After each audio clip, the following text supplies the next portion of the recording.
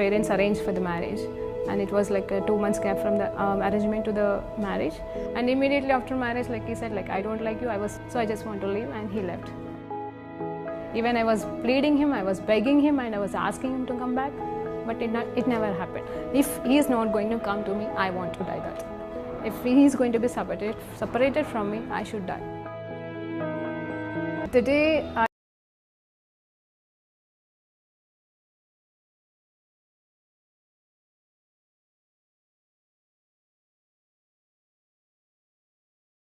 are not going to do that. Immediately I called to one of my Christian friends, and she shared with me the gospel. On the spot, I accepted Lord as my Savior. The next moment, I felt free from the burdens and all kind of thoughts, and everything left me. Praise Lord అండి. దేవునికి మహిమ కలుగును గాక. చిన్న ప్రార్థన చేసుకుని ఆరంభిద్దాం. పరిశుద్ధుడా గొప్ప దేవా, నీకు స్తోత్రం, స్తుతి, మహిమ, ఘనత, ప్రభావం చెల్లించుకుంటున్నాం నైనా. ఈ సమయంలో ఉన్న పాటనైనా తండ్రి, మరి నీ కుమారుడు దావీదు ప్రభా నైనా ఒక సందర్భంలో తండ్రి, నాకు రెక్కలు ఉంటే బాగుండు, ఎగిరి నేను ఎక్కడికో వెళ్ళిపోతును, ఒంటరిగా బ్రతుకుతును అని చెప్పేసి మాట్లాడుతున్న అధ్యాయంలోకి వెళ్ళి మేము ధ్యానిస్తుంటుండగా, అయ్యా నాతో మాతో కూడా మాట్లాడి మీరే మహిమ పొందుకోమని యేసుక్రీస్తు నామములో ప్రార్థన వేడుకుంటూ పొందుకుంటున్నాం తండ్రి. ఆమేన్. ప్రైజ్ లార్డ్ అండి. దేవునికి మహిమ కలుగును గాక. మరి ఈరోజు దేవాదేవుడు మనకిస్తున్న వాక్య అంశం అయితే మరి కీర్తన 55వ అధ్యాయంలోకి వెళ్ళి కొన్ని సత్యాలు నేర్చుకోబోతున్నాం. ఇందులో మరి టైటిలింగ్ అయితే నేను ఏమి ఇస్తలేను, కానీ ఒక్క మాట ఇక్కడ నాకు దావీదు పలికిన మాట చాలా నచ్చిన మాట. నా మనసులో నేనున్న పరిస్థితుల్లో ఎన్నోసార్లు, అంటే ఇప్పుడు ఆల్మోస్ట్ కదండి 15 సంవత్సరాలు అయిపోయింది నేను దేవుళ్ళలోకి వచ్చి యేసయ్యని నమ్ముకొని. ఈ 15 సంవత్సరాల్లో కనీసం ఒక 5, 6, 10 సార్లనైనా అనుకునేదాన్ని ఏంటంటే, అబ్బా దేవా నాకు రెక్కలుంటే బాగుండు. అంటే నాకు ఇక్కడ వచనం ఉందని నాకు తెలియదండి. రెక్కలుంటే బాగుండు, అట్లా ఎగిరిపోయేదాన్ని అని. అసలు ఇక్కడ నుండి పారిపోవాలి అంటే మనం చచ్చిపోము, ఎందుకంటే దేవుడు బ్రతికించుకున్నాడు, దేవుని కోసం బ్రతకాలి. ఈ మనుషులోకి వెళ్ళి మనుషుల దగ్గర నుండి పారిపోవాలి, ఈ పరిస్థితుల నుండి పారిపోవాలి. ఎలా పారిపోవాలి? వేరే దేశాలకు వెళ్దామా అంటే మనకి వీసా ఇచ్చేవాళ్ళు ఉండరు. పోనీ ఎక్కడన్నా పోయి బ్రతుకుదామా అంటే అన్ని చోట్ల బ్రతకడం అది దేవుని చిత్తం కాదు. కాబట్టి ప్రభా ఇప్పుడు ప్రజెంట్ సిచ్యువేషన్లో రెక్కలు వచ్చి ఎక్కడికైనా ఎగిరిపోయి దాక్కుంటే బాగుండు, పారిపోతే బాగుండు అని ఎన్నోసార్లు నేను అనుకుంటా ఉండేదాన్ని. ఒకసారి అనుకోని రీతిగా ఈ వచనం ఇక్కడ కనిపించిందని చాలా సంతోషించాను ప్రభా. అంటే దావీదు మహారాజుతో పోల్చుకోవడం కాదు, కానీ ప్రతి ఒక్కరి పరిస్థితి అంతే కదండి. అందుకేనేమో ఈ వాక్యం మనల్ని నడిపిస్తుంది, ఈ వాక్యం మనల్ని ఆదరిస్తుంది, ఓదార్పునిస్తుంది, మరి జయాన్ని ఇస్తుంది, సరిచేస్తుంది, గద్దిస్తుంది. అన్ని విషయాలలో అన్ని రకాలుగా అన్ని వేళలా మనకి సహాయపడే ఈ వాక్యాన్ని విడిచిపెట్టి మనం బ్రతకకూడదండి, బ్రతకము. అందుకే దేవుడే వాక్యమే ఉన్నాడు, వాక్యమే శరీరధారి మన మధ్యలోకి వచ్చి ఉన్నాడు. మన మధ్యలోకి అంటే ఎక్కడికండి? నేను పలుకుతుంటుండగా ఆ మాటలు ఎలా అయిపోతాయంటే జీవంగా మారి నరాల్లోనికి మనలోనికి వెళ్ళిపోవాలి. ఎలా తెలుసా? ఊపిరి పీల్చుకుంటాము. ఊపిరి పీల్చుకున్నప్పుడు ఏమవుతుందండి? మనకు కనిపిస్తుందా ఊపిరి? కానీ నేను ఇప్పుడు మీతో మాట్లాడుతున్నాను, మీకు సజీవంగా కనిపిస్తున్నాను అంటే నేననే కదా, ఎవరైనా సజీవంగా కనిపిస్తున్నాము అంటే దాని అర్థం మనం ఊపిరి పీల్చుకుంటున్నామని అర్థం. అందుకే అంటారు కదా, మరి శ్వాస అందట్లేదు కాబట్టి ఐసీయూలో పెట్టారు, లేకపోతే అదేమంటారండి అన్నీ మరి పెట్టారు అని చెప్పేసి అంటాం, వెంటిలేటర్స్ పెట్టి ఉన్నారని అంటారు. దాని అర్థం ఏంటంటే మరి వాళ్ళు శ్వాస తీసుకోలేని సిచ్యువేషన్లో ఉంటారు కాబట్టి వారి కోసం ఆ స్పెషల్ ఇన్స్ట్రుమెంట్స్ని మరి వాడి మరి పెట్టినప్పుడు కొద్దిగా అంటే కంప్లీట్గా గాలి పోదు, కానీ కొద్దిగా గాలి పీల్చుకొని ఆ కొద్ది సమయమో, కొద్ది నెలలో, కొద్ది రోజులో మరి బ్రతకడానికి ఆ ఇన్స్ట్రుమెంట్స్ సహాయం చేస్తే డబ్బున్నోళ్ళు ఎక్కువ రోజులు బతుకుతారు. అంటే ఇది ఈ కరోనా కాలంలో జరిగింది అదే కదండి. కానీ ఒకప్పుడు నుండి కూడా ఉంది వెంటిలేటర్లో పెట్టడం, కొన్ని రోజులు బ్రతికించుకోవడం, ఇంకా లాభం లేదని చెప్పేసి ఎంతోమంది పేషెంట్స్ ఇక ఎంతకాలం ఇలా పెడతామని చెప్పేసి ఆ వెంటిలేషన్స్ తీసేసి ఇక చచ్చిపోని అని కూడా వదిలేసిన వాళ్ళని మనం ఎంతోమందిని చూడలేదు. దేవునికి మహిమ కలుగును కాకంటే కొంతమందికి మరణం మన చేతిలోకి గుండానే పోతూ ఉంటే నిజంగా ఆశ్చర్యం వేస్తూ ఉంటుంది. సరే అండి, ఇప్పుడు అలానే కాదు, కానీ ఇప్పుడు నేనేమంటున్నానంటే ఆ వాక్యమే జీవం అయిపోయి ఇప్పుడు నిజం చెప్పాలంటే మనము బ్రతుకుతున్నామంటే ఆయన సృష్టించిన సృష్టి, ఆ సృష్టి ఎలా కలిగింది అంటే ఇదిగో ఆ గాలి ఎలా కలిగింది, ఆ తాగుతున్న నీళ్ళు ఎలా వచ్చాయి, అలాగే మరి ఈ లోకం ఎలా తయారు చేయబడింది, ఈ లోకంలో మనం నడుస్తున్నాము, నిలబడుతున్నాము, ఇదిగో ఉన్నాము అంటే మరి ఈ లోకంలో మట్టి దగ్గర నుండి మరి పంటల దగ్గర నుండి తయారవుతున్నాయి. మరి మనం ఆహారం తింటున్నామంటే దానికి కారణం ఏంటి తెలుసా అండి? ఆయన నోటి నుండి వచ్చిన వాక్కు, ఆయన పలికిన మాట. హల్లెలూయా. మరి నేను అదే చెప్తున్నాను, నేను ఆలోచన చేసింది బైబిల్లో ఉందని నాకు తెలియదు, కానీ బైబిల్లో చదివినప్పుడు ప్రభా నీకు స్తోత్రం, ఇంకా ఏముంది ప్రభా, ఏది లేదు ప్రభా వాక్యంలో అని అందుకే ఇది ఒక ధననిధి అండి. ఈ వాక్యాన్ని చదవండి, ధ్యానించండి. మీకు చదువు రాకపోతే వినండి మాలాంటి వాళ్ళు చెప్తున్నప్పుడు. దేవుడు మిమ్మల్ని అంచెలంచెలుగా ఆశీర్వదిస్తాడు. ఆశీర్వాదం అంటే డబ్బులు, అప్పులు తీరడం మాత్రమే కాదు, కానీ మీ ప్రాణానికి నెమ్మది కలిగించేదే నిజమైన జీవపు మార్గపు కార్యాలండి. అవి మనకి మొదటగా కావాలి. నీకు ఆస్తి ఎంతున్నా, అవునండి నిజం చెప్పాలంటే రీసెంట్గా కలిసి డిన్నర్ చేసే పరిస్థితి వచ్చింది. మరి అక్కడ అన్ని ఐటమ్స్ ఉన్నాయి, కానీ తినలేని వారు. ఎందుకు తినలేరు అంటే పడదు ఎందుకు అంటే అనారోగ్య పరిస్థితుల్లో. లేని వాళ్ళు లేకేడిస్తే ఉన్నవాళ్ళు ఉండి ఏడ్చడం అంటే ఇదేమో అని చెప్పేసి అనుకున్నాను. బాగా ఉన్న వాళ్ళే అన్నీ ఉన్న ఐటమ్స్ పక్క వాళ్ళకి పెడుతున్నారు, మరి వాళ్ళు తినలేకపోతున్నారు. అంటే ఇది కొత్త విషయం కాదండి, అందరికీ తెలిసిన విషయమే. కానీ బయట వాళ్ళకి అది లేదు. అది తింటే అరుగుతుంది వాళ్ళకి, అది వాళ్ళకి తినాలని ఉంది, కానీ అది వాళ్ళకి దొరకదు. అది ఉన్న వాళ్ళకి వద్దన్నా వస్తుంది, అది తిన్నా అరగదు. నిజం చెప్పాలంటే ఇవన్నీ కూడా మరి ఏమి జరుగుతుంది లోకంలో అంటే ఏమీ జరగట్లేదండి. నాకు ఒక విషయం పరిశుద్ధాత్మ దేవుడు భలే జ్ఞాపకం చేస్తున్నాడు ఈ సమయంలో. ఇవన్నిటిని మీతో మాట్లాడుతుంటే, అంటే నేను ప్రిపేర్ అయిన మెసేజ్ వేరు, నేను పలుకుతున్న మాటలు వేరండి. నిజం చెప్తున్నాను. ఏంటంటే అపోస్తల కార్యంలో మరి కొన్ని కార్యాలు జరిగాయి. అపోస్తల కార్యం చదివినప్పుడు కూడా మనం ఎప్పుడు కూడా అద్భుతాలు, సూచక్రియలు పేతురు ద్వారా, పౌలు ద్వారా, మరి పౌలు ఎలా మార్చబడ్డాడు, లేకపోతే బర్నబా ఎలా అద్భుతాలు చేశాడు, అంటే ఇలా శిష్యులు ఏం చేశారు, మరి దేవుడు ఎలా వాళ్ళని వాడుకున్నాడు అనేది చూస్తే ఒక్క మాట ఏంటి తెలుసా అండి? దేవుడు మాకు తోడై ఉండడం వల్ల, దేవుని చిత్తం అయితే ఈ మాటని మనం రాబోయే కాలంలో ధ్యానిద్దామండి. తోడై ఉండడం వల్ల, దేవుడు మాకు తోడై ఉండి మా ద్వారా చేసిన కార్యాలను బట్టి ఎంతోమంది రక్షణలోకి వచ్చారని చెప్పేసి వాళ్ళు సాక్ష్యం చెప్తూ ఉంటారు. అది ఒక మాట అయితే, ఇంకొకటి ఏంటి తెలుసా, ఒక్కొక్కరు యాడ్ అవుతున్నారంట. జాగ్రత్తగా వినండి. ఈరోజు నాకు తెలియదు మరి నేను ఎవరితో మాట్లాడుతున్నానో, కానీ దేవుడు జ్ఞాపకం చేస్తున్నాడు. ఏంటి అంటే అక్కడ ఒక్కొక్కరు యాడ్ అవుతున్నారు. ఎస్, వేల మంది యాడ్ అవుతున్నారు. మరి అక్కడ వాళ్ళు సేవ చేస్తుంటే అక్కడున్న ప్రజలందరూ కూడా కొందరు తృణీకరించి వెళ్ళిపోతున్నారు, కొంతమంది వాదిస్తున్నారు, కొంతమంది కొడుతున్నారు, చంపుతున్నారు, కొంతమంది నమ్ముతున్నారు. ఆ నమ్మే వాళ్ళంట నమ్మి విడిచిపెట్టట్లేదు, కానీ వాళ్ళ దగ్గర ఉన్నదంతా కూడా తీసుకొచ్చి, జాగ్రత్తగా వినండి, ఉన్నదంతా కూడా తీసుకొచ్చి ఏం చేస్తున్నారు తెలుసా, వేరే వాళ్ళ దగ్గర లేదు ఒకరి దగ్గర ఉంది అనే ఒక వ్యత్యాసం లేకుండా అందరికీ అన్నీ ఉండేలాగా, ఎవరి దగ్గర ఏమీ లేదో వాళ్ళకి ఇస్తూ, ఎవరి దగ్గర ఏముందో అది వాళ్ళు వాడుకుంటూ అలా వారు జీవించారంట సమానంగా. ధనవంతుడు లేడు, బీదవాడు లేడు. మరి అపోస్తల కార్యం లాంటి అద్భుతాలు, సూచక్రియలు కావాలి, మీకు కావాలి, మా ద్వారా కూడా జరగాలని మాకు ఆశ ఉంది. మరి సేవకులమైన మేము చేస్తున్నామో లేదో తెలియదు, పొందుకుంటున్న వారు మీరు పొందుకుంటున్నారో మాకు తెలియదు, కానీ దేవునిలో రక్షణలోకి వచ్చిన వాళ్ళు ఎవరైనా సరే ఒక 10 ఎకరాలు ఉంటే 1 ఎకరం సేవకిస్తావా? నీకు 100 ఎకరాలు ఉంటే ఒక 10 ఎకరాలు సేవకి ఇవ్వగలుగుతున్నావా? కనీసం అక్కడ వాళ్ళైతే 100 ఎకరాలకి 50 ఎకరాలకి వాళ్ళకి ఎంత ఉంటే అంత, ఎంత డబ్బు ఉంటే అంట, ఎంత ఆశ, మొత్తం అమ్మేసి పనిచేసి సమానంగా చేసుకున్నారంటే ఇంకా ధనవంతులు లేడు, బీదవాళ్ళు లేరని అక్కడ దేవుడు కూడా చెప్తున్నాడు. మీలో బీదవాళ్ళు ఎప్పటికీ ఉంటారు అని చెప్పిన దేవుడి మాటని కూడా కొట్టిపడేసినట్టుగా వీళ్ళు సమానంగా మారిపోయారు. వాళ్ళ హృదయం, వాళ్ళ ప్రేమ అంతగా వారిని మార్చిందే. మన లోకానికి సంబంధించిన వాటి మీద ఆ ఇష్టాలు తొలగించుకున్నారే. మరి మనమేం చేస్తున్నామండి? మనమేం చేస్తున్నాం? తోటి వారికి ఎంత ఇవ్వగలుగుతున్నాం? ఎంతవరకు ఇవ్వగలుగుతున్నాం? అప్పులు, వడ్డీలు మరి ఎంతవరకు తీసుకుంటున్నాం? దేవునికి మహిమ కలుగును గాక. అయితే నేను పారిపోతాను అని చెప్పేసిన మాట గురించి మనము వచ్చేద్దామండి. ఇది ఎందుకో తెలియదు, ప్రేరేపణతో చెప్పి ఉన్నాను. మరి దేవుడే మీతో మాట్లాడును గాక. మీరు లేని వారైతే నేను అడగనండి, కానీ ఉన్నవారైతే ధారాళంగా ఇవ్వడం నేర్చుకోండి. నేను ఎవరికి అనేది నేను చెప్పట్లేదు. మీ ఎదుట ఎవరు లేని వారు కనిపిస్తున్నారో, ఎవరు ఇబ్బంది కలిగిన వారు కనిపిస్తున్నారో, ఎవరు అడుగుతున్నారో అని చూడకండి. అడిగిన వాళ్ళకి ఇవ్వమని నేను అడగను, అడగని వాళ్ళకి ఇవ్వద్దని నేను చెప్పట్లేదు. మీ ఎదుట ఎవరైనా సహాయం, మరి నేను ఎవరికన్నా సహాయం చేయగలనా అని మీ మనసుకి అనిపించేటట్టుగా ఎవరు కనిపించరా, అలాంటి వారికి సహాయం చేయమని దేవుని పేరిట కోరుకుంటున్నాను. దానివల్ల మీకెంత దీవెనో నాకు తెలియదు, కానీ మీ మనసుకి మాత్రం నెమ్మది ఉంటుంది, ఆనందం ఉంటుందండి. కోట్లు కోట్లు కోట్లు మీకు సంపాదించిన, కోట్లు కోట్లు మీరు ఎక్కడి నుండి తెచ్చుకొని పెట్టుకున్నా మీకు అంత సంతోషం ఉండదు. కానీ ఒక్క రూపాయో ఒక్క ముద్ద ఎవరికన్నా దానం చేసి చూడండి, ఆ రోజంతా కూడా మీకు ఎంత నెమ్మది ఉంటుందో. అలాంటిది అవసరతలు అక్కర్లో ఉన్న వాళ్ళకి ఇస్తే ఇంకా మీకు ఎంత దీవెన వస్తుందో, ఎంత మనసులో నెమ్మది ఉంటుందో మీరు అనుభవించి చూడండి. నేను అనుభవించాను కాబట్టి నేను చెప్తున్నాను. మీకు నెమ్మది లేదా, ముందా పని చేసి చూడమని దేవుని పేరిట కోరుకుంటున్నాను. మరి కీర్తన 55వ అధ్యాయం మరి ముందుకు సాగుదామండి. ఏం చెప్తున్నాడు, ఏం మాట్లాడుతున్నాడు ఇక్కడ? దేవా, చెవియొగ్గి నా ప్రార్థన ఆలకించుము, నా విన్నపమునకు విముఖుడవై ఉండకుము, నా మనవి ఆలకించి నాకు ఉత్తరమేమో.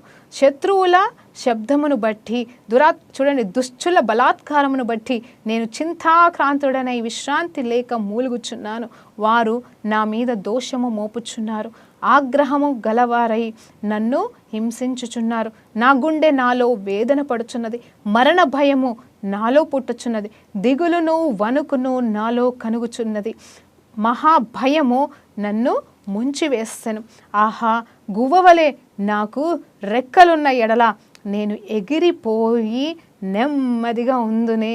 త్వరపడి దూరంగా పారిపోయి పెనుగాలిని సుడిగాలిని తప్పించుకొని అరణ్యములో నివసించి ఉందునే అనుకుంటుని.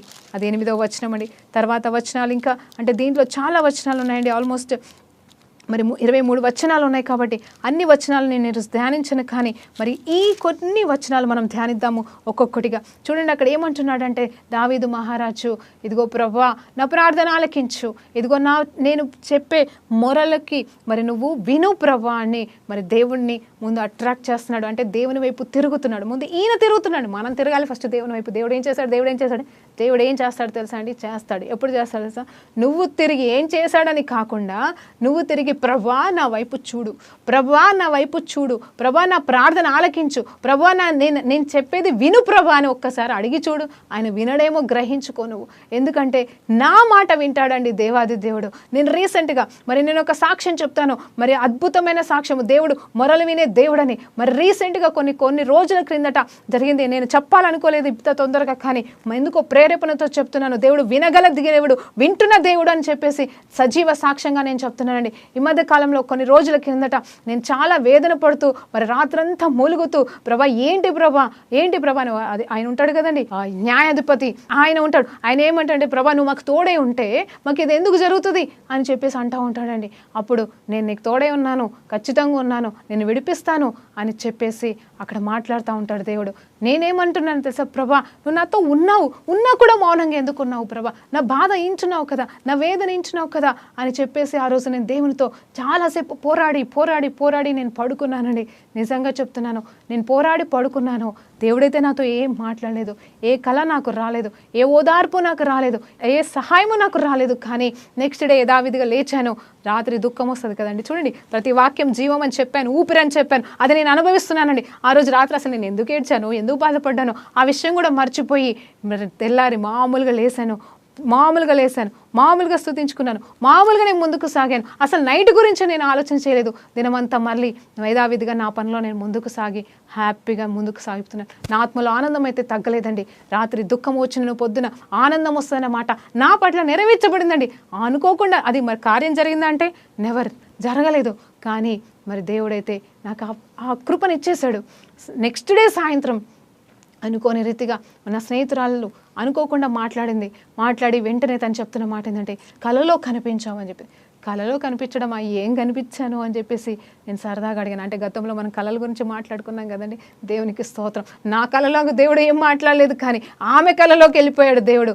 ఏమంటున్నాడో నాకు తెలియదు, కానీ ఆమె అంటుంది, నువ్వు నా కల్లో కనిపించావు అని చెప్పేసి తను కొన్ని విషయాలు నాకు చెప్పిన తర్వాత అవునా, సంతోషం, దేవునికి స్తోత్రం.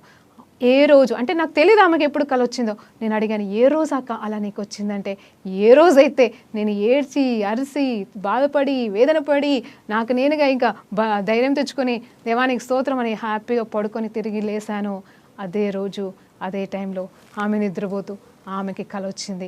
ఒక 1-2 డేస్ తర్వాత నాకు ఫోన్ చేసి నువ్వు కల్లో వచ్చావని ఆ కళను వివరించింది. చూడండి, మనం విడిచిపెట్టిన ఆయన విడిచిపెట్టే దేవుడు కాదు. నేనేమంటున్నా అంటే చూడండి, ఇక్కడ ఆయన వింటాడు, నా మొర విన్నాడండి. కానీ నేను వినే స్థితిలో లేనేమో, అందుకోసమే నేను మాట్లాడితే మరి అర్థం చేసుకోనేమో, ఆ టైంలో నాకు అదే కళ నాకు ఇచ్చినా అయిపోయేదేమో నాకు తెలియదు. కానీ దేవుడు నీతో ఉన్నాను బిడ్డ అని చెప్పడానికి ఇంకొకరిని వాడుకోవాల్సి వచ్చింది. అందుని బట్టి కూడా దేవునికి మహిమ కలుగును గాక. నేనేమంటున్నానంటే మీ ప్రతి మొర ఆలకిస్తాడు. దేవుడు ఏం చేశాడనే ప్రశ్న ఆపివేసి, దేవా నువ్వు నాకున్నావు, నువ్వు ఏదో ఒకటి చెయ్యి అని దేవుని అడిగే రీతిలో అడగండి, ప్రశ్నించండి. నేను కాదనట్లేదు, కానీ నిలదీసే హక్కు లేదని మరలా మేము మీకు జ్ఞాపకం చేస్తున్నాం. దేవుణ్ణి మీరు ఏంటి ప్రభా అని ప్రశ్నించే హక్కు మీకు లేదు, కానీ తెలుసుకోవడానికి ప్రశ్నించే హక్కు మాత్రమే మీకు ఉందని దేవుని పేరట ఈరోజు మీకు జ్ఞాపకం చేస్తున్నాను. అయితే ఈయన అంటున్నాడు, ప్రభా నా విన్నపములు అన్నీ వింటావు కదా, మరి ఇక్కడ నీ విన్నపాన్ని కూడా విను. చూడు, నా శత్రువులు నన్ను వెంబడిస్తున్నారు, నాకు వేదన కలగజేస్తున్నారు, నాకు గాయాన్ని కలగజేస్తున్నారు. నేను ఏకాంతుడనే దుఃఖాకాంతుడనైపోయి ఉన్నాను ప్రభా, నాకేం చేయాలో తెలియట్లేదు. నేనున్న పరిస్థితిలో ఏమంటున్నాడు తెలుసా, నేనున్న పరిస్థితిలో నాకు ఇంకేం తోచట్లేదు, ఈ పరిస్థితుల గుండా నాకేం చేయాలో తెలియట్లేదు, ఏమి చెయ్యలేను. నేను చేయగలడేమో మామూలుగా అయితే, చెయ్యలేను అంటున్నాడు. ఎందుకు చేయలేడు? మరి చూడండి, మరణ భయం వచ్చిందంట. దావీదుకు మరణ భయం వస్తుందా అండి? అసలు సింహాల్ని సైతం చంపేసిన వాడు, గొలియాతుని రాయితో చంపినవాడు, ఎన్నో యుద్ధాలు చేసినవాడు, ఎంతో గొప్ప ధైర్యవంతుడు, యుద్ధశాలి, ఇతనికి మరణ భయమా? సమస్య లేదు. కానీ ఇక్కడ ఈ మరణ భయము వలన అంటున్నాడు. చూడండి, నాకు ఆశ్చర్యం వేసిన మాట ఇక్కడ ఇదే. ఏంటంటే, నాకుండే నాలో వేదన పడుచును. చూడండి, బాధపడుతున్నాడు, వేదన పడుతున్నాడు. మరి కోపముతో మిగతా వాళ్ళు చేస్తున్న హింసని భరించలేక మరి వాళ్ళతో పగ ప్రతీకారం అని వెళ్ళలేకపోతున్నాడు, కానీ తనలో వేదన పడుతున్నాడు. ఇప్పుడు ఎవరైనా ఇలాంటి స్థితిలో నువ్వు ఉంటే, అవతల వాళ్ళు నేను హింసిస్తుంటే, నేను గాయపరుస్తుంటే, వాళ్ళ మీద నీకు వచ్చేది కోపం, పగ, కుట్ర, ఏది చేయాలి, రివర్స్ గేర్ ఎలా వేయాలి అని చెప్పేసి ఆలోచిస్తూ ఉంటాం. కానీ ఇక్కడ ఈయన అవన్నీ చేయట్లేదు, కానీ వేదన పడుతున్నాడు, తన గుండెలో దుఃఖపడుతున్నాడు. అయ్యా నా ప్రభా, నాకేంటి స్థితి, నాకు ఈ దుస్థితి ఎందుకు అని బాధపడుతూ ఏమంటున్నాడంటే, మరణ భయం నాలో పుట్టుచున్నది, దిగులు వణుకు. చూడండి, భయము, మరణ భయము, అది కూడా మహాభయము, భయాన్ని భయంకరంగా వర్ణిస్తున్నాడు అండి ఇక్కడ దావీదు మహారాజు. తర్వాత ఇంకో మాట అంటున్నాడు, ఇక్కడ వణుకు పుడుతుందంట. వణుకు పుట్టే అంత పిరికివాడా దావీదు? కానే కాదు, మనము కూడా కానే కాదు. కానీ ఇక్కడ ఆ వేదనను బట్టి ఆ రకంగా అయిపోతున్నాడు. కారణం ఏంటా అండి? ఈ అధ్యాయంలోనే రాయింది. అయితే ఆ పరిస్థితిని బట్టి దావీదు ఏం చేస్తున్నాడంటే, వాళ్ళని చంపి వీళ్ళని చంపి పగా సాధిస్తాను అనుకోలేదు, కానీ అక్కడ ఉన్న పరిస్థితులకు వెళ్ళి పారిపోవాలి, ఫస్ట్ నేను పారిపోవాలి అంటున్నాడు. పిరికివాడై కాదండి, మరణ భయంతో కాదు, కానీ చెప్తానండి తర్వాత. ఏంటంటే, ఆయన అడుగుతున్న కోరిక ఎలా ఉందంటే, దేవా ఇప్పుడే నాకు రెక్కలు వచ్చి నేను అట్లా ఎగిరిపోతే బాగుండు, ఒంటరిగా పారిపోతే బాగుండు, త్వరపడి దూరంగా పారిపోయి ఈ పెనుగాలి, అంటే పెనుగాలి ఇన్ ద సెన్స్ ఈ సమస్యల వలయం, ఈ ఇబ్బందులు అవన్నీ తట్టుకోలేక వాటిని పోలుస్తున్నాడు, పెనుగాలితో పోలుస్తున్నాడు.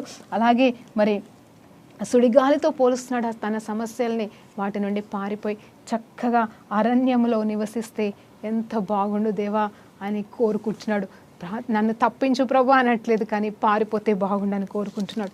అక్కడ సత్యం ఏంటి తెలుసండి? ఆ తర్వాత వచనాలలో ఆయన చెప్తున్న మాట ఏంటంటే, ఇదిగో ప్రభా రాత్రింబవళ్ళు వారు పట్టణపు ప్రాకారముల మీద తిరుగుచున్నారు, పాపము చెడుతనమును దానిలో జరుగుతుంది. చూడండి, ఆయన దేని గురించి వేదన పడుతున్నా అంటే, మొదటిగా పట్టణంలో బలాత్కారములు జరుగుతున్నాయి, గొడవలు జరుగుతున్నాయి, ఏం చేయాలో అర్థం కావట్లేదు, వాళ్ళని నాశనం చేయలేను, వాళ్ళని శిక్షించలేను. అలాగే రాత్రింబవళ్ళు కూడా వారు ఏం చేస్తున్నారంటే తిరుగులాడుతున్నారు, పాపం చేస్తున్నారు, చెడుతనం నిండిపోయింది అక్కడ. అంత మాత్రమే కాదు, దాని మధ్యన నాశన క్రియలు జరుగుతున్నాయి, వంచనయు కపటము మరి దాని అంగడిల వీధుల్లో కనపడుతుందని ఒక ఊరు, ఒక ప్లేస్ గురించి ఆయన బాధపడతా ఉన్నాడు. ఆ తర్వాత అక్కడ అంటే ప్లేస్లో జరుగుతుంది, కానీ ఎవరి ద్వారా జరుగుతుంది అనేది కూడా చూద్దామండి. నన్ను దూషించువాడు శత్రువు కాదు. జాగ్రత్తగా చూడండి, ఇక్కడ 12వ వచనం, కీర్తన 55 ధ్యానిస్తున్నామండి మనం. 12వ వచనం ఏముంది తెలుసా? నన్ను దూషించువాడు నా శత్రువు కాడు, శత్రువు అయిన ఎడల నేను దాని సహించవచ్చును. అంటే సహించడం అంటే భరించడం మాత్రమే కాదండి, దాన్ని ఎదుర్కొనే పరిస్థితి కూడా. నా మీద మిట్టి పడివాడు నా యందు పగపట్టినవాడు కూడా కానే కాదు, అట్టివాడైతే నేను దాగి పారిపోదును. కానీ ఈ పని చేసిన వాడు నీవు నా సహకారివి అంటున్నాడు. నా చెలికాడివి అంటే నా స్నేహితుడవు, నా ప్రాణప్రియుడవే అంటే దావీదు మహారాజు దగ్గరివాడు అనమాట. ఈ దగ్గరివాడు మరి కొడుకే కావచ్చు, ఆ సమయంలో మరి ఎవరైనా కావచ్చు, తనకు సంబంధించిన వాళ్ళు, తన రక్త సంబంధికులు, తన స్నేహితులు, తనతో పాటుగా తిరిగిన వారు, తనతో పాటుగా మాట్లాడుతున్నవారు తన వారే మరి ఈ రకంగా దూషిస్తూ చెడుతనములు చేస్తూ మరి ఏమి చేయలేని నిస్సహాయ స్థితిలో దావీదు ఉన్నాడు. కాబట్టి ఇక్కడ సొల్యూషన్ అయిన చేతిలో ఉన్నా చేయలేడు, వారిని నాశనము చేయలేడు, వారిని శిక్షించను లేడు, వారి మీద పగ ప్రతీకారం చేయలేడు. మరణ భయం ఉంది. ఎందుకంటే దీనితో ఈ పరిస్థితిని బట్టి ఆయనకి వేదన కలిగి, ఆ వేదనతోనే చచ్చిపోయే అంత వేదన కలుగుతుంది. అందుకే వణుకు పుడుతుంది.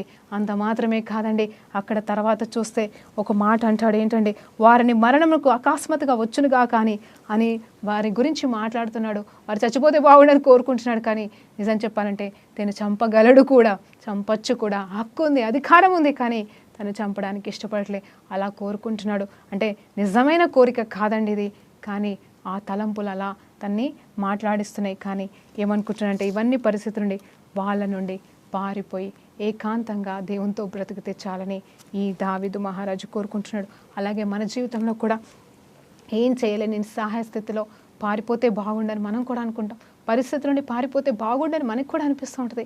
కానీ ఇక్కడ ఈ దావీదు మహారాజు అయితే తన వారే కాబట్టి పారిపోవాలనుకున్నాడా, లేకపోతే ఏం చేయలేక నిస్సహాయ స్థితిలో ఉన్నాడో మనకు తెలియదు. కానీ మన జీవితంలో మన శత్రువు ఎవరైతే ఉన్నారంటే సాతానే ఉన్నారండి. మళ్ళీ చెప్తున్నాను, మనుషులైతే మన శత్రువులు కానే కాదు. అది నీ రక్త సంబంధికులే కావచ్చు, నీ బిడ్డలే కావచ్చు, నీ భర్తే కావచ్చు, నీ భార్య కావచ్చు. వాళ్ళు ఎవరైనా సరే నేను హింసిస్తున్నారో, బాధ పెడుతున్నారో, నీకు ఇష్టం లేని చేస్తున్నారో, ఇదిగో నువ్వు ఓర్వలేని చేస్తున్నారేమో వారు, అయినను కూడా వారు కూడా మరి దేవుని చేత వాడబడాలని నువ్వు నేను కోరుకుంటున్నాము. కానీ వారు సాతాను చేత వాడబడుతున్నారే తప్ప వాళ్ళని శత్రువులు కానే కాదు. శత్రువైన సాతాను చేతిలో వారు ఉన్నారు కాబట్టి వాళ్ళు అలా నీకు వ్యతిరేకమైన క్రియలు చేస్తున్నారు. కాబట్టి దావీదు మహారాజు వాళ్ళని నాశనం చేయాలని చూడలేదండి, తను పారిపోవాలని చూశారు.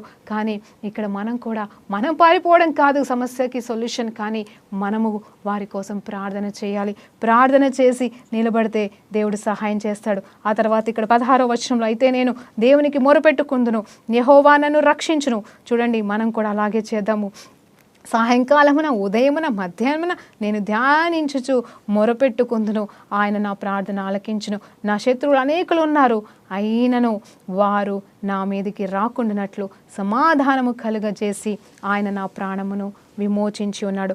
పురాతన కాలమును మొదలుకొని ఆసీనుడగు దేవుడు మారు మనస్సు లేని వారై తనకు భయపడిన వారికి ఉత్తరం ఇచ్చును. తమతో సమాధానముగా ఉన్న వారికి వారు ఇలా బలాత్కారము చేయుదురు, సమాధానముగా నున్న వారికి వారు బలాత్కారము చేయుదురు. తాము చేసిన నిబంధన నతిక్రమింతురు అంటున్నాడు. అంటే ఈ మనుషులైతే మారరు, మరి సమాధానంగా ఉండాల్సిన చోట కూడా మరి వాళ్ళు సమాధానంగా ఉండరు. మరి కవెనెంట్ చేసుకున్నవారు, నిబంధన చేసుకున్నవారు కూడా బ్రేక్ అయిపోతారని ఇక్కడ అర్థం వస్తూ ఉంటుందండి. ఆ తర్వాత వారు నోటి మాటలు మరి ఎలా ఉంటాయంటే తెలుసా అండి, ఇక చూడండి ఇక్కడ ఏమంటే వెన్న పూస వలె మృదువుగా ఉన్నవి, అయితే వారి హృదయంలో కలహం ఉన్నది. వారి మాటలు మరి చిక్కుముక రాయి కంటేనూ భయంకరమైనవి, అయితే అవి వరదీసిన కత్తులే. నీ భారం యెహోవా మీద మోపము, ఆయన నిన్ను ఆదుకొనును. నీతిమంతులను ఆయన ఎన్నడూనూ కదల్చనీయడు. దేవా, నాశన కూపంలో నీవు వారిని పడజేయుదువు. రక్తపరాధులను, వంచకులను సగమున కాలమైనను బ్రతుకరు. నేనైతే నీ అందు నమ్మిక ఉంచున్నాను. చూడండి, ఎక్కడ ఆరంభమైంది ఈ కీర్తన, ఎక్కడ ముగించబడుతుంది. మొత్తము కూడా తన రక్త సంబంధికులు నీ శత్రువులుగా మరి మాట్లాడుతున్నాడు. శత్రువులు అయ్యారండి, దావీదు శత్రువులుగా చేసుకోలేదు. నిజం చెప్పాలంటే అది వేరే దేశం వాళ్ళైతే, వేరే వారైతే ఖచ్చితంగా నాశనం చేసి పడేస్తుండే, చంపేసి పడేస్తుండే. అంత వాళ్ళ కోసం మొరపెట్టే అంత పెరిగివాడు కాదు. వారొచ్చి చంపుతున్నారని మరణ భయంలోకి వెళ్ళిపోయేంత మరి పిచ్చివాడు దావీదు కానే కాదు. కానీ ఇక్కడ తన వారిని బట్టి ఏమి చేయాలో తెలియని నిస్సహాయ స్థితిలో ఏమీ చేయలేక, ఇప్పుడు మనం కూడా అంతే, వాళ్ళకి చెప్పలేము, వాళ్ళకి బుద్ధి చెప్పలేము, వాళ్ళకి గడ్డి పెట్టలేము, ఏమీ చేయలేము. కానీ మరి మనం ఏదో చేయాలని తపన ఉంటుంది. మనమేమీ చేయలేక నిస్సహాయ స్థితిని బట్టి మనం కూడా పారిపోవాలని అనుకుంటాం. కానీ పారిపోవడం నిజమైన సొల్యూషన్ కాదండి. ఏది నిజమైన సొల్యూషన్ అంటే ఇదిగో సాయంత్రం కాలము, ఉదయకాలము, మధ్యాహ్న కాలము ప్రతిసారి వారి గురించి గుర్తుకొచ్చిన, వారు మనకు చేస్తుంది ఎదురుగా కనిపిస్తున్నా, అందులో మనం అనుభవిస్తున్న ప్రతి నిమిషం ప్రతి క్షణం వాటి గురించి ధ్యానించడం కాదు, కానీ దేవుని వైపు తిరిగి ప్రార్థన చేస్తే, హల్లెలూయా, దేవుని వైపు తిరిగి ప్రార్థన చేస్తే దేవుడు మనల్ని విడిపించి మనకి న్యాయం చేసి మనకు సహాయం చేస్తాడు. అందుకే అంటున్నాడు, నేనైతే వాళ్ళైతే ఇలా అయిపోతారు అలా అయిపోతారు నాకు సంబంధం లేదు, ఇంకా నేను మాత్రం వాళ్ళని దేవుడికి అప్పచెప్పేస్తాను, దేవుడు మార్చుకుంటాడా మార్చుకొని లేకపోతే లేదు నాకు సంబంధం లేదు, కానీ నేనైతే నా దేవుని యందు నమ్మిక ఉంచి ఉన్నాను. ఎందుకంటే నీతిమంతులను ఆయన ఎన్నడూ కూడా కదలనీయుడు. చూడండి, ఎగిరి పారిపోతాడని కోరుకుంటున్నాడు రెక్కలుంటే. ఇక్కడ చూస్తే లాస్ట్కి వచ్చేసరికి ఈయన ఏమని ప్రార్థన ముగిస్తున్నాడంటే, నా దేవుడు నన్ను కదల్చనీయకుండా ఇక్కడే నిలబెట్టి ఇక్కడే విజయాన్ని ఇస్తాడని ధైర్యం తెచ్చుకున్నాండి. ఈరోజు నువ్వు కూడా పిరికిదానిలాగా నీ పరిస్థితిని బట్టి పారిపోవాల్సిన అవసరం లేదు. గతంలో చెప్పి అన్నాను, ఎన్నో మెసేజ్లు నేను చెప్తా ఉంటాను, మళ్ళీ చెప్తున్నానండి, కొత్తగా వింటున్నారేమో నాకు తెలీదు.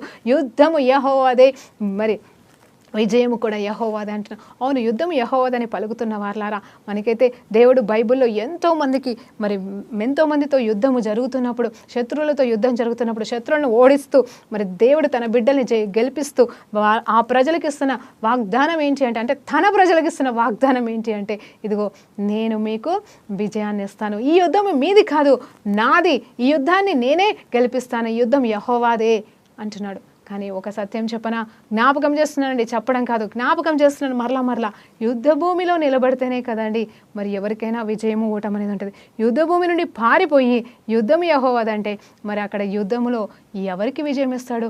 శత్రువు ఎలాగా ఉన్నాడు యుద్ధ భూమిలో అంటే రెండు పార్టీలు ఉంటాయి కదండి యుద్ధం చేస్తున్నప్పుడు, మరి ఎవరికొకరికి ఓటమి ఎవరికొకరికి జయం. ఇక్కడ ఎవరు ఉన్నారు? మన శత్రువులు కాదు, లేకపోతే మనుషులు కాదు, కానీ సాతాను ఒక పక్కన ఉంటాడు, మనం ఒక పక్కన ఉంటాము. మనం యుద్ధ భూమిలో నిలబడాల్సిందే, దేవుడు మనకి విజయాన్ని ఇస్తాడు, మనం కేవలం నిలబడాలా. పారిపోతే విజయం అయితే దేవుడిదే, కానీ ఎవరికి ఇస్తాడు ఆ విజయం? సాతాను అయితే ఓడిపోతాడు. కాబట్టి మనం నిలబడి చూస్తే, ఊరికనే నిలబడి చూస్తే ఆ యుద్ధము గెలిపిస్తాడు మన వైపు నుండి, ఆ విజయాన్ని కూడా మనకే ఇస్తాడండి. అందుకే యుద్ధము యెహోవాదే, విజయము యెహోవాదే. హల్లెలూయా, దేవునికి మహిమ కలుగును గాక. మనం ఇంత గొప్ప ధన్యత కలిగిన వారమండి. అసలు దేవుడి గురించి ఆలోచించుకుంటూ మరి ధ్యానిస్తూ బ్రతుకుతే మనకి సరిపోదా అండి ఈ బలము, ఈ శక్తి సరిపోదా? మొదట్లో చెప్పాను ఏంటంటే వాక్యము జీవమై వచ్చి ఉన్నది. ఆ వాక్యము జీవం అంటే ఎవరికి జీవం అండి? చాలామంది వాక్యం చెప్తుంటా ఉంటాము, ఆలోచిస్తాను, నేను కూడా అంతే. ఇప్పుడు ఏమంటానంటే ఆ వాక్యము జీవమై వచ్చింది కరెక్టే, శరీరధారి వచ్చాడు కరెక్టే. ఎక్కడికి వచ్చాడు? యేసు ప్రభు రూపంలో. అంటే వాక్యము యేసు ప్రభు రూపంలో, అదే శరీరధారి, ఆయనే జీవముతో వచ్చి ఉన్నాడు. ఆయనే జీవం, ఆయనే వాక్యం, ఆయనే సమస్తం. ఇప్పుడు నువ్వు వాక్యం పలుకుతుండగా ఆ జీవం ఎక్కడికి వెళ్తుందండి? నాలోనికి మనలోనికి అని స్టార్టింగ్లో చెప్పినట్టుగా ఆ జీవము మనలో ప్రవహిస్తుంది. ఆ జీవం ఉన్న చోట మరణం ఉండదు, ఓటం ఉండదు, మరి విజయం మాత్రమే ఉంటుంది. అంటే మరలా చెప్తున్నాను, ఓటం వచ్చినంత మాత్రాన మనం ఓడిపోయిన వారము కాదు, దాని నుండి మనం నేర్చుకుంటాము, పడిపోయినా కూడా తిరిగి లేస్తాము. అంతేకాని అక్కడితో మన జీవితం ఆగిపోదు, అక్కడితో మన నాశనం ఉండదండి. నేను నిజంగా చెప్తున్నాను, ఈ రోజుకి కావాల్సినది ఈ రోజు మనకి దేవుడు ఇస్తాడండి, రేపటికి కావాల్సినది రేపు దేవుడు చేస్తాడు. కానీ నువ్వు చింత యావత్తు, నీ జీవంత యావత్తు దేవుని మీద పెట్టి నువ్వు నిలకడగా ఉండి ఊరికేనే నిలబడి దేవుని కార్యాలు చూస్తావా? ఈరోజు తీర్మానం తీసుకుంటావా? దేవునికి మహిమ కలుగును గాక. చూడండి, ఆ గువ్వ వలె రెక్కలు ఉన్న ఎడల నేను ఎగిరిపోయి నెమ్మదిగా ఉంది అని చెప్పేసి నేను కూడా అలాగే అనుకున్నానండి. నిజం చెప్పాలంటే నా పరిచర్య కూడా ఒక్కొక్కసారి నేను అనుకున్న దర్శనం ప్రకారంగా జరగకపోతే, టీవీ పరిచర్య కాదండి, టీవీ పరిచర్య ఆయన చెప్పాడు, ఆయన చేస్తున్నాను, ఎడతెగక నడుస్తూనే ఉంది. ఎన్ని ఆటంకాలు, ఎన్ని ఇబ్బందులు, ఇరుకులు వచ్చినాను, ఎడతెగక ముందుకు సాగుతుంది. 6వ సంవత్సరంలో ముందుకు వెళ్ళిపోతానే ఉందండి. త్వరలో 7వ సంవత్సరంలో అడుగు పెట్టబోతున్నాం. కానీ నేనేమంటున్నానంటే, నేను కోరుకున్న దర్శనం ఒకటి ఉందండి, నేను దేవుణ్ణి అడుగుతున్న ఒక దర్శనం ఉంది, పరిచర్యనే మళ్ళీ అది కూడా. మరి కానీ అదైతే ఆరంభమే అవ్వట్లేదు. ఆరంభించినా ఆటంకాలు వస్తూ ఉన్నాయి. ప్రభా ఇదేంటి ప్రభా, నాకు వద్దు అని చెప్పేసి చాలాసార్లు నేనేమనుకున్నాను, సార్ నాకు ఇక్కడ వద్దు ప్రభా, నేను ఇక్కడ ఉండను, ఇంకా ఈ ఛానల్కి ఎక్కడి నుండైనా వాక్యాలు ఇవ్వచ్చు కదా, ఎక్కడి నుండైనా నేను ఫోన్లో ప్రార్థన చేయొచ్చు కదా, నేను ఇక్కడ ఉండని నేను ఎక్కడికైనా వెళ్ళిపోతాను ప్రభా, నేను ఉండను ప్రభా ఈ ఆంధ్ర రాష్ట్రాల్లో, నాకు ఉండాలనిపించట్లేదు, నీ దర్శనం ఇది కాకపోతే ఇంకో దర్శనం ఏదైనా ఉంటే చూపించు, కానీ నాకు ఇది ఇస్తలేవు కదా అని నేను కూడా పోట్లాడి ఇలాగ రెక్కలు వస్తే ఎగిరిపోతే బాగుండు అనుకున్నాను. కానీ ఉన్న చోటనే నెమ్మదిస్తూ, ఉన్న చోటనే వాడుకుంటూ ఆయన చిత్తమైన పని అండి. నేనేదో కల్పించుకోవాల్సిన చేయాల్సిన అవసరం లేదు. ఈరోజు ఇది చేయమంటే అంతే చేసి కూర్చో, ఈరోజు ఏమీ పని లేదంటే గమ్మున హ్యాపీగా వండుకొని తిని కూర్చో, అది కూడా దేవుని చిత్తమే అవుతుంది. ఒక్కొక్కసారి దేవునికి మహిమ కలుగును గాక. ప్రార్థన చేసుకుందామండి. పరిశుద్ధుడా గొప్ప దేవానికి స్తోత్రం, స్తుతి, మహిమ, ఘనత, ఈ ప్రభావం చెల్లించుకుంటున్నాం నైనా.